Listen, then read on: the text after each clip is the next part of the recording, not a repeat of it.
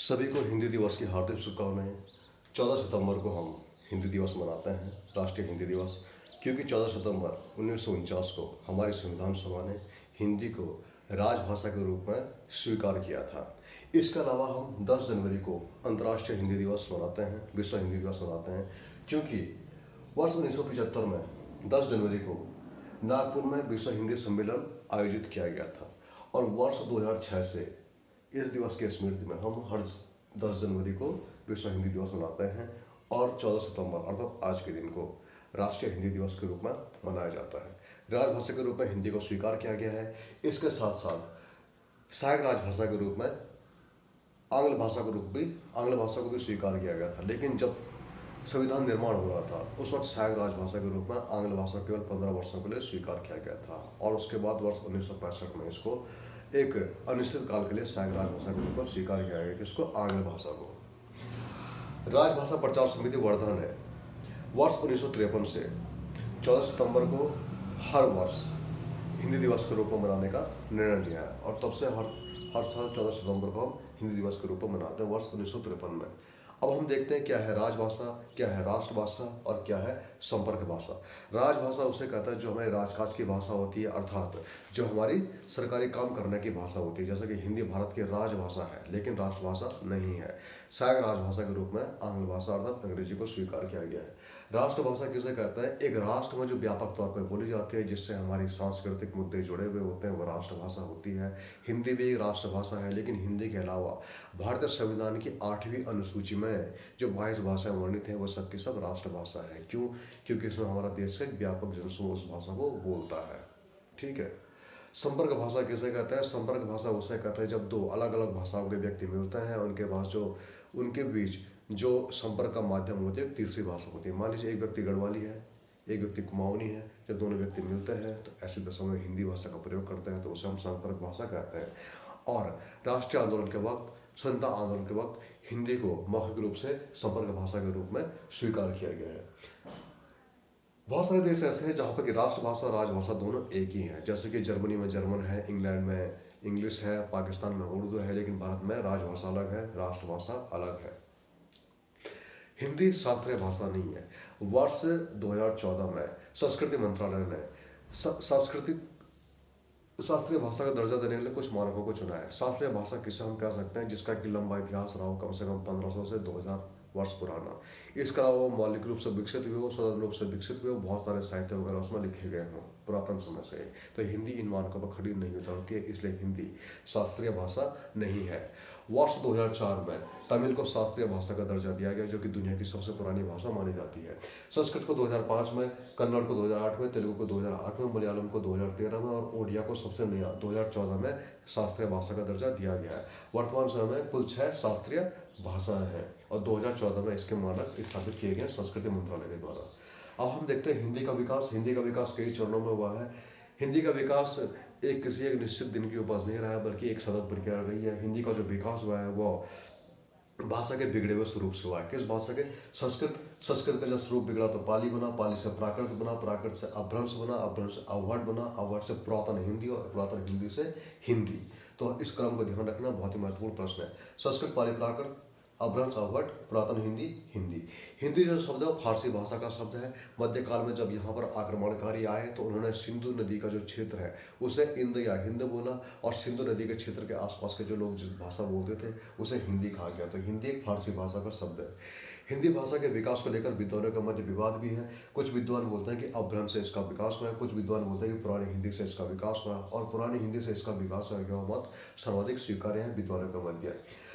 कालिदास की रचना 400 ईस्वी की है, विक्रम वर्षीय, जिसमें हम अपभ्रंश का रूप देख सकते हैं। पुरातन हिंदी लगभग 1100 ईस्वी के आसपास विकसित हुई है।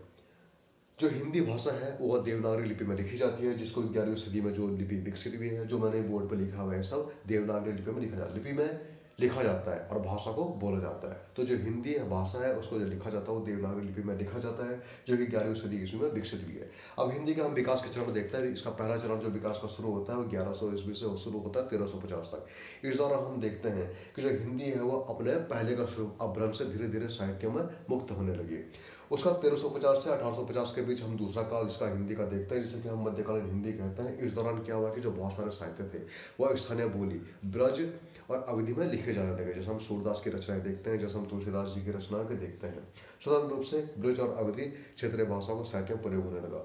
उसका तीसरा जो चरण आता है वो 1850 ईस्वी के बाद आता है। स्वतंत्रता आंदोलन आज़ादी का दौर था। इस वक्त हिंदी को मौखिक रूप से संपर्क भाषा के रूप में स्वीकार किया गया, राष्ट्रभाषा के रूप में स्वीकार किया गया, और उसके बाद जब संविधान निर्माण हो रहा था तो इसको राजभाषा के रूप में भी स्वीकार किया गया था। हम देखते हैं कुछ संवैधानिक प्रावधान हिंदी के। भारतीय संविधान के जो भाग है, भारतीय संविधान एक बहुत मोटी बुकलेट न होकर के अलग अलग पार्ट में इसको बांटा गया है। कुल 22 भाग हुआ था, 22 पार्ट है। इसमें जो राजभाषा की बातें मिलती है वो भाग 5 में मिलती है, भाग 6 में मिलती है, भाग 17 में मिलती है। जो भाग 17 है उसका नाम राजभाषा रखा गया है। जो भाग 17 है उसे कुल 4 अध्याय है। पहला अध्याय संघीय भाषा की बात करता है, दूसरा अध्याय राज्य की भाषा अर्थात प्रादेशिक भाषा की बात करता है, तीसरा अध्याय उच्च न्यायालय और उच्चतम न्यायालय हाई कोर्ट और सुप्रीम कोर्ट की भाषा की बात करता है, और चौथे में कुछ विशेष प्रकार के निर्देश प्राप्त है।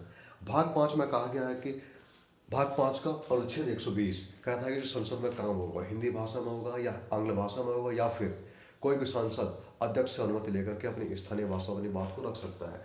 भाग 6 में अनुच्छेद 210 में कहा गया कि जो राज्य के विधानमंडल की भाषा होगी उसके बारे में बात की गई है। चर्चा करते हैं हम त्रिभाषा सिद्धांत क्या है। वास्तव में सहायक राजभाषा का दर्जा आंग्ल भाषा को दिया गया, केवल शुरू में 15 वर्षों के लिए दिया गया।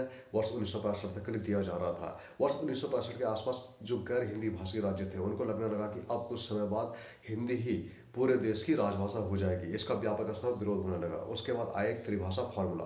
त्रिभाषा फार्मूला में कहा गया कि 3 भाषा सीखी जाएगी। जो प्राथमिक शिक्षा दी जाएगी अपनी मातृभाषा में दी जाएगी। उसके बाद जो अगली शिक्षा दी जाएगी वो राष्ट्रभाषा में दी जाएगी, अर्थात हिंदी भाषा या फिर भारतीय संविधान की 8वीं अनुसूची में जो वर्णित 22 भाषाएं उनमें दी जाएगी। और तीसरे चरण में जो शिक्षा दी जाएगी वो अंतर्राष्ट्रीय भाषा में दी जाएगी। इसलिए 3 भाषाओं को सीखने पर जोर दिया गया त्रिभाषा सिद्धांत पर।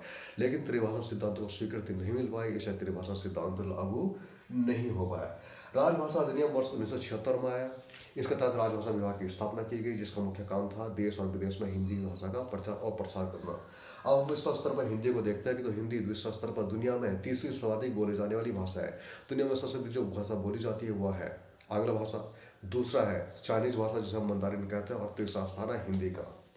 इसके अलावा मॉस्को में हिंदी अध्ययन केंद्र मिलता है। यहाँ पर हम आसानी से हिंदी में MA, MPhil, PhD वगैरह कर सकते हैं हिंदी में। ठीक है। फिजी एक देश है, फिजी, जहाँ की राजभाषा भी हिंदी है। तो भारत के अलावा फिजी एक ऐसा देश है जहाँ की राजभाषा हिंदी है। इसके अलावा बहुत सारे देशों ने हिंदी को क्षेत्रीय भाषा का भी दर्जा दिया है, क्योंकि उन देशों में हिंदी व्यापक स्तर पर बोली जाती है। वो देश है मॉरिशस, त्रिनिदाद, गुयाना और सूरिनाम। यहाँ पर हिंदी को क्षेत्रीय भाषा का दर्जा प्राप्त है। मॉरिशस, त्रिनिदाद, गुयाना और सूरिनाम, ये नाम ध्यान रखना। इसके अलावा वर्ष 2018 में मॉरिशस में विश्व हिंदी सचिवालय की स्थापना की गई। 2018 विश्व हिंदी सचिवालय मॉरिशस में प्रधानमंत्री मोदी जी के द्वारा स्थापित की गई। हिंदी के सामने कुछ चुनौतियां भी हैं, जैसे कि दुनिया का सबसे अधिक आबादी वाला देश, दुनिया का सबसे अधिक बड़ा लोकतंत्र होने के बावजूद भी संयुक्त राष्ट्र संघ में हिंदी भाषा को आधिकारिक दर्जा प्राप्त नहीं है। इसके अलावा हिंदी मात्र एक राजभाषा नहीं है, यह देश के सामने एक चुनौती है। इसके अलावा खुद हमारे देश में जब विदेशों के स्तर पर तो हिंदी का महत्व गिरता ही जा रहा है, लेकिन हमारे देश में खुद हिंदी का महत्व कमतर होता जा रहा है। वर्तमान समय जो डिजिटल टेक्नोलॉजी का युग आया है, इसमें अंतर्राष्ट्रीय भाषा अर्थात अंग्रेजी भाषा को महत्व मिल रहा है और हिंदी की धीरे धीरे दुर्दशा होती जा रही है। तो हमें इन बातों को भी ध्यान रखना चाहिए। जय हिंद, जय भारत।